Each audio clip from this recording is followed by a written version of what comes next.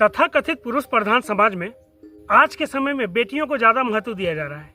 मतलब अक्सर माता पिता को यही लगता है कि उनके पुत्र से, अगर पुत्री है तो पुत्री उसका बुढ़ापा में ज़्यादा सहारा बनेंगे, और पुत्र जो है सो माता पिता का ख्याल नहीं रखते हैं। और अक्सर यह शिकायत आती है कि वो लोग अपने पत्नी की तरफ ज़्यादा ध्यान देते हैं और माता पिता को जो है सो छोड़ देते हैं। लेकिन क्या आप अपने आप में यह आकलन करके देखिए कि क्या यह सही है? आप किसी के बेटे हैं, क्या आपके दिल में इच्छा है कि आप अपने माता पिता को छोड़ दें, उन्हें वृद्धाश्रम में जाकर के रख देंगे और आराम से अपने पत्नी और बच्चों के साथ जीवन गुजारेंगे? ऐसा आपका मन में इच्छा रहती है क्या? अगर नहीं रहती तो फिर ऐसा नौबत क्यों आता है कि आप अपने माता पिता को जाकर वृद्धाश्रम में रख देते हैं, या फिर माता पिता जो है अलग रहते हैं और आप अलग रहते हैं? ऐसा क्यों होता है? क्या वजह है? कौन प्रोत्साहित करता है इस दिशा में आपका कदम बढ़ाने के लिए? कभी आपने सोचा है? लेकिन यही कार्य अगर बेटियां करें तो लोग यही बोलेंगे कि बेटियां ऐसा कर ही नहीं सकती हैं, बेटियां बुढ़ापा का सहारा हैं आज के समय में। लेकिन कभी ये सोचा है कि जिस बेटे ने अपने माता पिता को अब वृद्धाश्रम में रख दिया, जिस बेटे ने अपने माता पिता से अलग रह करके अपना जीवन यापन शुरू कर दिया, उसके साथ भी तो एक बेटी है। उसने माता पिता को साथ में क्यों नहीं रखने का प्रयास किया? क्यों नहीं रखा? और कहीं ऐसा तो नहीं कि उसी बेटी की वजह से माता पिता को अलग रहना पड़ता है या फिर वृद्धाश्रम में जाना पड़ता है? लेकिन समय अभी बहुत आगे बढ़ता चला गया है।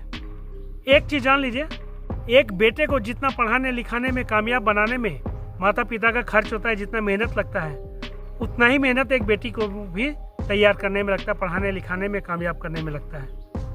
अब बेटों में तो माता पिता खर्च करते हैं, अब बेटियों में तो सरकार भी उसके साथ खड़ी रहती है।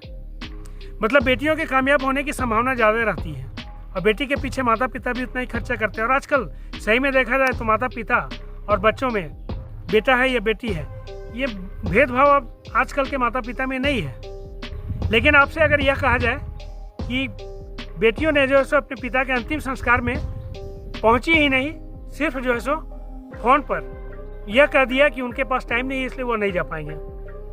जी हाँ, मैं सही कह रहा हूँ। हरियाणा के सोनीपत में एक व्यवसायी पिता वृद्धाश्रम में रह रहे थे, पति पत्नी दोनों। पहले पत्नी की मृत्यु हो गई, फिर पति की मृत्यु हो गई।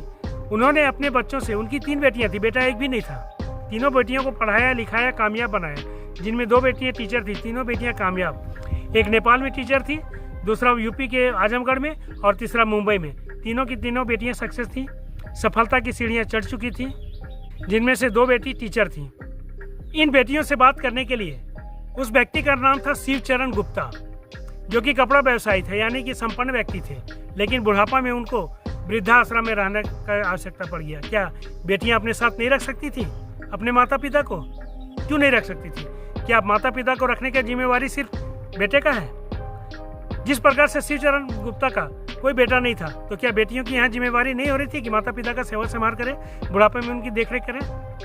देखरेख करना तो छोड़ दीजिए, उन्हें ले जाकर के वृद्धाश्रम में रख दिया। अब वृद्धाश्रम में भी जब वो बीमार पड़ गए तो इन लोगों ने बात करना बंद कर दिया। बात करना बंद करने के बाद जब इनकी मृत्यु शैय्या पर जा रहे थे, तब वृद्धाश्रम के संचालक ने फोन करके इनको बताया, लेकिन समय नहीं होने का बहाना करके ये इनकी बेटियां नहीं आई। मृत्यु के पश्चात भी नहीं आई। वीडियो कॉल पर जो है सो अंतिम कार्यक्रम देखी। 3 बेटियों में से एक बेटी ने 5100 रुपया उनके क्रियाक्रम के लिए भेज दिया। 5100 रुपया, 5100 रुपये में उसके पिता का क्रियाक्रम हो जाएगा ऐसा।